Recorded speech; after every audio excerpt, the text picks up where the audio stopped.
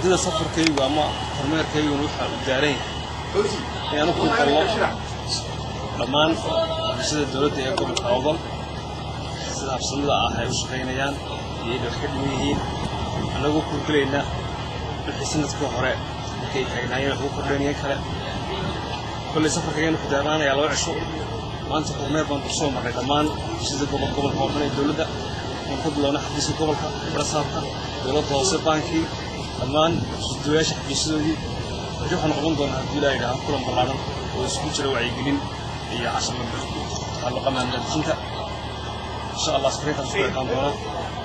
هنا عن فرحي دويها قبل كان يسوي ورا أمان سدويش قبل